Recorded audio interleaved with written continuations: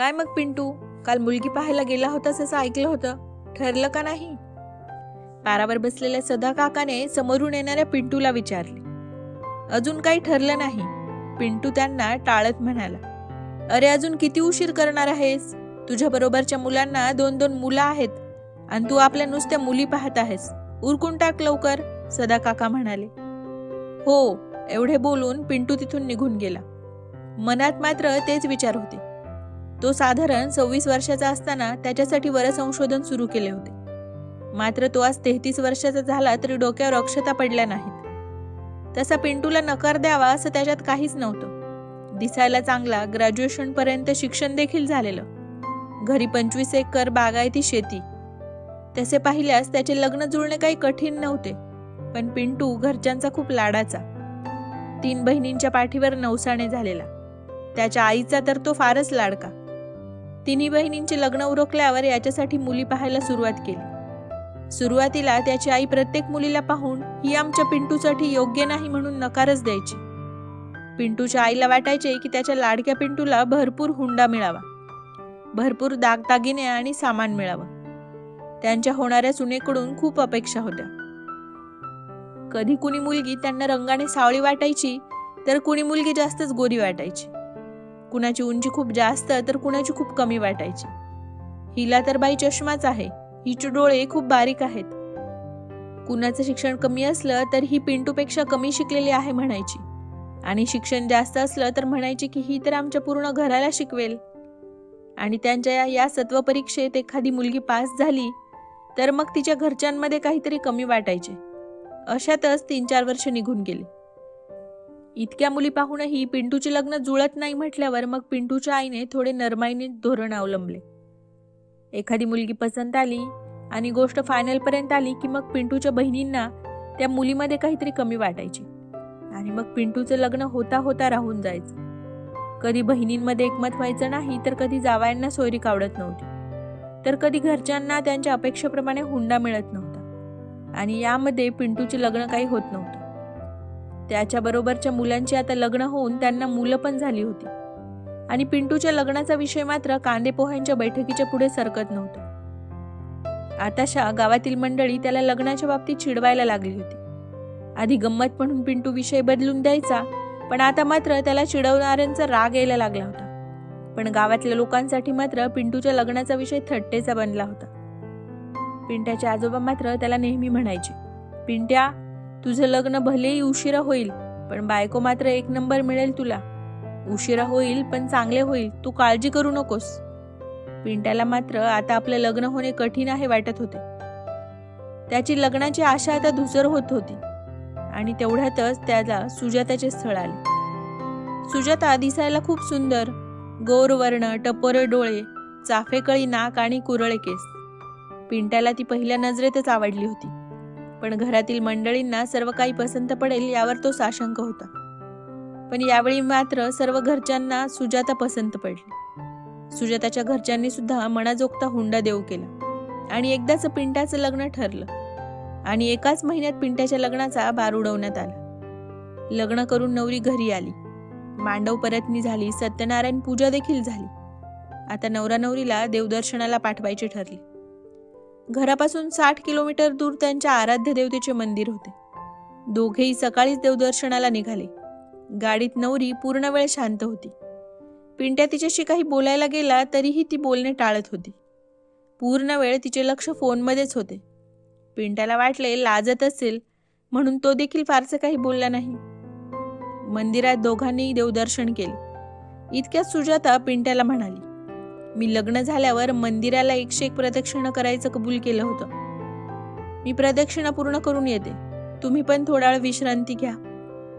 इतक्या वेळानंतर का होईना पण आपली बायको आपल्याशी बोलली याचा पिंट्याला आनंद झाला. तो बाजूलाच जाऊन बसला आणि सुजाता मंदिराला प्रदक्षिणा घालत होती. साधारण 20 प्रदक्षिणा घालून झाल्या असतील. 21वी प्रदक्षिणा पूर्ण करायला गेलेली सुजाता परतलीच नाही. पिंट्याने थोडा वेळ वाट पाहिली आणि मग त्याने स्वतःच मंदिराच्या आजूबाजूला बघितले, पण सुजाता कुठेच दिसली नाही. आता मात्र पिंट्याला टेन्शन आलं. त्याने सुजाताला खूप शोधले. तिचा फोटो दाखवून आजूबाजूला त्याची चौकशी सुद्धा केली. तरी पण सुजाताचा पत्ता लागला नाही. शेवटी त्याने घरच्यांना फोन लावून सगळा प्रकार सांगितला. घरचे ताबडतोब निघून पिंट्याजवळ पोहोचले. सर्वांनी मिळून सुजाताचा शोध घेतला, पण सुजाता भेटली नाही. नेमका काय प्रकार झाला हे कुणालाच कळत नव्हतं. तेवढ्यात पिंट्याचा फोनवर सुजाताचा मेसेज आला. माझं लग्नाच्या आधी एका मुलावर प्रेम होतं आणि घरच्यांनी त्यांच्या लग्नाला विरोध केल्याने मला तुमच्याशी लग्न करावे लागले. मी त्याच्याशिवाय जगू शकत नाही, म्हणून मी त्याच्यासोबत पळून जाण्याचा निर्णय घेतला आहे. तुम्ही एखादी चांगली मुलगी बघून दुसरे लग्न करून घ्या आणि शक्य असेल तर मला माफ करा. बायकोचा मेसेज वाचून पिंट्याला धक्काच बसला. घरच्यांना सुद्धा हा प्रकार कळल्यावर धक्का बसला. मोठ्या मुश्किलीने पिंट्याचे लग्न झाले होते आणि लग्न झाल्यावर बायको पळून गेली. बघता बघता बातमी संपूर्ण गावभर पसरली. जो तो पिंट्याला सहानुभूती देत होता. पिंट्याला मात्र त्याची काहीही चूक नसताना लोकांचे टोमणे ऐकावे लागत होते. पिंट्या 2 महिने घराच्या बाहेर देखील निघाला नाही. एके दिवशी अचानक त्याचे मामा घरी आले आणि त्याच्या वडिलांना म्हणाले, दाजी, आमच्या गावात एक मुलगी आहे. गरीब घरची पोर आहे. मागच्या वर्षी लग्न झाले होते, पण सासरच्यांनी तिचा छळ करून महिनाभरात तिला माहेरी परत पाठवले. मी पोरीला लहानपणीपासून ओळखतो. खूप गुणाची पोर आहे. तुमची काही हरकत नसेल तर आपल्या पिंटूसाठी तिचा विचार करूयात का? हे ऐकताच पिंटूची आई खवळली. माझ्या पिंटूसाठी अशी दुसरी पण मुलगी नको आहे आम्हाला. माझ्या नवसाचा पिंटू अशा मुलीशी लग्न नाही करणार आणि घराणं सुद्धा तोला मुलाचं पाहिजे. आमच्या पिंटूसाठी पोरींची लाईन लागेल, आई म्हणाली. इतक्या वेळ आईचे बोलणे ऐकत असलेला पिंटू म्हणाला, आई, आजकाल लग्नासाठी मुली मिळणे तुम्हाला वाटते तितके सोपे नाही आणि तुम्ही ज्या पद्धतीने मुलींमध्ये उणिवा काढता त्या पाहून कोणतीच मुलगी लग्नाला तयार होणार नाही. मला पण 3 बहिणी आहेत आणि त्यांना त्यांचा रंगरूपावरून हिनवलेले अजिबात चालणार नाही. मग दुसऱ्यांच्या मुलींना आपण का नावे ठेवायची? मुलींना एखाद्या वस्तूप्रमाणे पारखणे बंद करा आता. काय फरक पडतो ग आई, मुलगी थोडीशी सावळी असेल तर? मी कुठे इतका जास्त गोरा आहे आणि थोडंफार शिक्षण कमी असलं तरी काही फरक पडत नाही. मी शिकलेला आहे ना, मग मी घेईल सांभाळून तिला.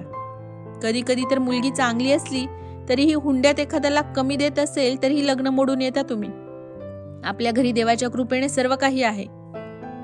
त्या 1 लाखाने आपल्या संपत्तीत अशी काय फार मोठी भर पडणार आहे का? किंवा ते 1 लाख कुठवर पुरणार आपल्याला? पिंटू जीव तोडून बोलत होता. अरे पण आपल्यात पद्धतच आहे असं हुंडा देण्या घेण्याची. आपली मुलाची बाजू असल्यावर हुंडा तर घेणारच ना, पिंट्याचे बाबा म्हणाले. पण मला नकोय ना.